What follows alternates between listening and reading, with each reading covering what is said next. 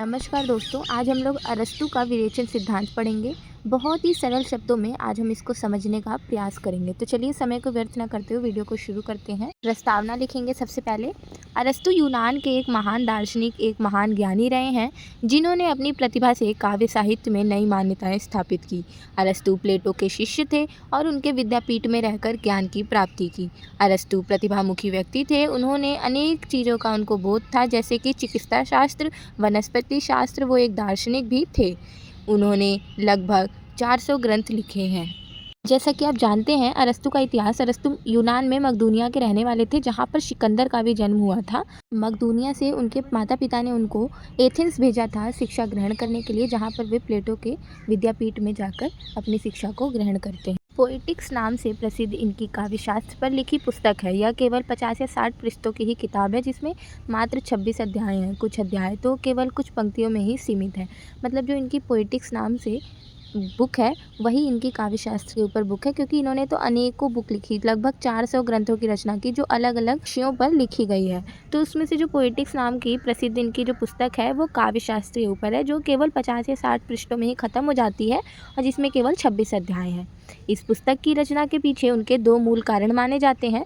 पहला तो यह है कि अरस्तू अपनी दृष्टि से अपने अनुसार, मतलब यूनान के काव्य या साहित्य का विवेचन और विश्लेषण करना चाहते थे। मतलब वो अपनी दृष्टि से बताना चाहते थे कि यूनान का जो साहित्य है, वहाँ का जो काव्य है, का क्या महत्व है, उसकी क्या प्रसिद्धि है। और ऐसी इस पुस्तक को लिखने का उनका जो दूसरा कारण है, तो वो ये है कि जो प्लेटो ने कला के ऊपर अपने मत दिए थे, उन पर बहुत तार्किकता के साथ उन विचारों का खंडन कर नए विचारों को प्रस्तुत किया। मतलब कि प्लेटो ने कला को त्याज्य कह दिया था। उन्होंने कविता को, साहित्य को, नाटक को त्याज्य माना था कि एक आदर्श राज्य में कला जैसी चीज़ों का होना बेकार है, क्योंकि इससे केवल राज्य में निराशा आती है। तो इन्हीं सब बातों का प्लेटो ने बहुत ही तार्किकता के साथ अपने गुरु का सम्मान करते हुए एक एक बात का खंडन करा है इस किताब के माध्यम से। अब हम विरेचन सिद्धांत पढ़ते हैं। विरेचन जो शब्द है, पहले हम उसको देखते हैं। विरेचन शब्द भारतीय चिकित्सा शास्त्र का शब्द है। यूनान में विरेचन शब्द की जगह प्रचलित शब्द है कैथारसिस। मतलब यहाँ पर चिकित्सा शास्त्र में विरेचन शब्द यूज़ होता है, और वही विरेचन शब्द जो यूनान है वहाँ पर यूज़ होता है कैथारसिस। विरेचन शब्द का जो शाब्दिक अर्थ होता है, वो होता है शुद्ध करना, परिशोधन करना, निष्कासन करना या फिर मल त्याग इत्यादि।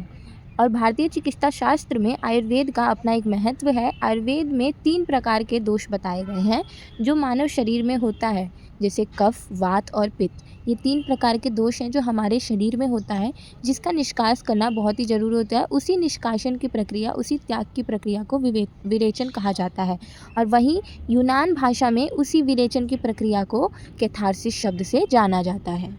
इन तीनों में से किसी का भी संतुलन अगर ख़राब हो जाता है तो अस्वस्थ हो जाता है। मतलब जो हमारा शरीर है वो अस्वस्थ हो जाता है।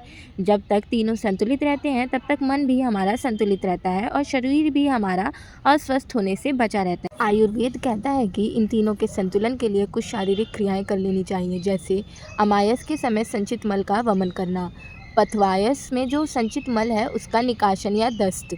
मतलब कि एक मूल तौर पे कहें तो हमारे जो शरीर में कुछ असमान चीज़ें होती हैं, उनका त्याग करना, जैसे कफ बन जाता है, हमारे जो मल होता है, उन सबको एक समय के साथ ही उसका निर्वाह करना, उसका निष्कासन करना ही ज़रूरी होता है। क्योंकि अगर हम वो नहीं करेंगे, हम उसका निष्कासन नहीं करेंगे, तो जो हमारा शरीर है वो अस्वस्थ हो जाएगा। यह सब हो जाने से शरीर की अशुद्धि, गंदगी का विरेचन कर देता है। मतलब कि जब हम गंदगी निकाल देंगे तो हमारे शरीर का विरेचन हो जाएगा, तब हमारा मन स्वच्छ हो जाता है, शरीर में स्वास्थ्य व्यायाम हो जाती है। मतलब शरीर हमारा इसके विरेचन से स्वस्थ हो जाता है। अतः शरीर की स्वच्छता के लिए जिस प्रकार मल का निष्कासन कर उसका शोधन करना जरूरी होता है, उसी प्रकार मानसिक विकास को भी निकालने की आवश्यकता होती है। मानसिक यानी हृदय के विकार का शोधन भी हमारे लिए ज़रूरी होता है। हमारे मन के जो विकार होते हैं वो क्या होते हैं? ईर्ष्या होता है, लोभ होता है, द्वेष, करुणा, घृणा इत्यादि जो ऐसे भाव होते हैं, यही हमारे मन के विकार होते हैं। इन तमाम तरह के भावों का हमारे भीतर मानसिक विकार पैदा करते हैं, इसलिए इनकी मात्रा को भी हमें संतुलित रखने की आवश्यकता होती है, जिसके लिए हमें मानसिक रूप से स्वस्थ रहना ठीक है। तो हम ये विकारों को कैसे प्रवाहित करते हैं, इसी बात को अरस्तू ने अपने विरेचन सिद्धांत में बताया है कि जब हम काव्य को, साहित्य को पढ़ते हैं, तो हमारे मन से ये जो द्वेष की भावना है, घृणा है, करुणा है, ईर्ष्या, लोभ जैसे जो भाव हैं, विकार पैदा हो रहे हैं, इन सब का हम त्याग करते हैं, इन सब का हम शोधन करते हैं। उसके बाद ही हमारा जो मन है हम मानसिक रूप से स्वस्थ हो पाते हैं। हमने मूलतः बता दिया विरेचन शब्द जो है उसका आयुर्वेद में क्या अर्थ है। अब हम बताएंगे कि जो विरेचन है मतलब कैथारसिस है उसका साहित्यिक रूप क्या है। तो विरेचन या कैथारसिस जो चिकित्सा शास्त्र में शारीरिक स्वच्छता हेतु शरीर के विकारों का त्याग करने को बताया है, इसी को साहित्य में संवेदना में और मन और हृदय पर लाने का श्रेय अरस्तु को जाता है। मतलब इसी विरेचन सिद्धांत तो आयुर्वेद में प्रचलित था, उसी चीज को अरस्तु ने काव्य में लाने का कार्य किया है।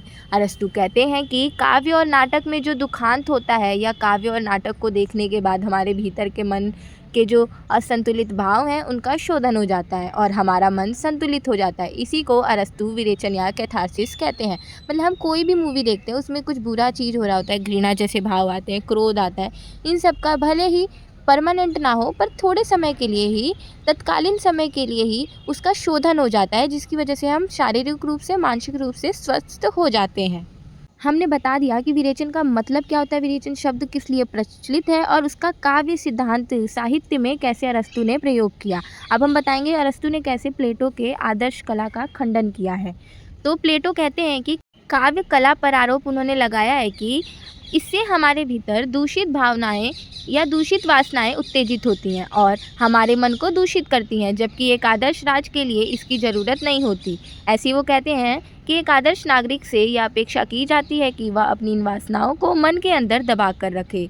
ऐसी जो प्लेटो है वो कह रहे हैं काव्य कला हमारे भीतर काम वासनाओं को उत्तेजित करती हैं और इस कारण व्यक्ति मार्ग से भटक जाता है, इसलिए इसकी आवश्यकता नहीं होनी चाहिए। ये थे प्लेटो के कुछ काव्य सिद्धांत। इसी का उन्होंने अरस्तु ने विरेचन सिद्धांत के माध्यम से खंडन किया है। तो चलिए इसको भी पढ़ते हैं। अरस्तु ने प्लेटो के काव्य पर लगाए आरोपों का खंडन करने के लिए विरेचन सिद्धांत का प्रतिपादन किया। प्लेटो का आरोप था कि काव्य से हमारी दूषित वासनाएं और मनोवृत्तियां उत्तेजित एवं उनकी पुष्टि होती है, जबकि अरस्तु ने प्रतिपादित किया कि साहित्य या काव्य हमारी दूषित मनोवृत्तियों का विरेचन कर देती है। मतलब उनको हमारे मन से बाहर निकाल देती हैं, उनका विरेचन कर देती हैं, त्याग कर देती हैं। यूनान में दुखांत नाटकों की रचना अधिक हुई है। पाश्चात्य समीक्षकों का मत है कि दुखांत नाटकों में गंभीरता एवं उदात्तता अधिक होती है। यद्यपि इन नाटकों में करुणा और भय के मनोविकारों का प्रदर्शन होता है, फिर भी दर्शक इन्हें पसंद करते हैं।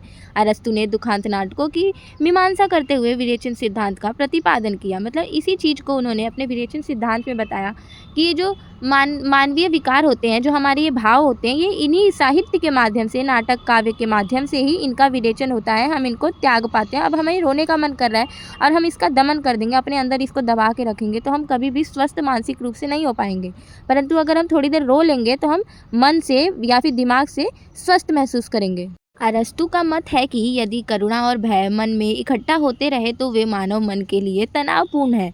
उन भावों का विरेचन करना ही मन की स्वच्छता के लिए उचित होगा। जैसा कि अभी बताया मैंने कि जो हमारे भाव हैं मन में, उनका जब तक हम विरेचन नहीं करेंगे, त्याग नहीं करेंगे, हम तब तक स्वस्थ नहीं हो पाएंगे। हम उसी भाव में जीते रह जाएंगे। अब कोई दुखी है, वो जब तक खुश नहीं होगा वो दुखी ही रह जाएगा और वो अपने अंदर उस दुख को भरते भरते भरते भरते एक दिन डिप्रेशन के अंदर घुस जाएगा। इसलिए अरस्तु का यही कहना है कि अपने अंदर के जो मनोविकार हैं उनका हमें त्याग करना चाहिए, हमें उसका विरेचन करना चाहिए।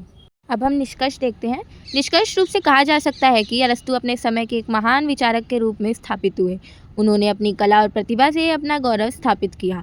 विरेचन सिद्धांत को उन्होंने मुख्यतः अपने गुरु प्लेटो द्वारा काव्य पर लगाए आरोपों का बड़े सम्मानजनक और तार्किकता के साथ खंडन करते हैं और बताते हैं कि साहित्य, कला, नाटक आदि हमारे भीतर की दूषित भावनाओं को बाहर निकालकर हमारा शोधन करती है। तो मुख्यतः विरेचन सिद्धांत का मतलब यही था कि अपने मनोविकारों का त्याग करना चाहिए, उसका विरेचन करना चाहिए अपने मन की शुद्धि के लिए। तो आशा करती हूँ ये वीडियो बहुत अच्छे से आपको समझ आई होगी, नोट्स भी आपको अच्छे लगे होंगे। वीडियो अगर अच्छी लगी हो तो वीडियो को लाइक कर दें। धन्यवाद।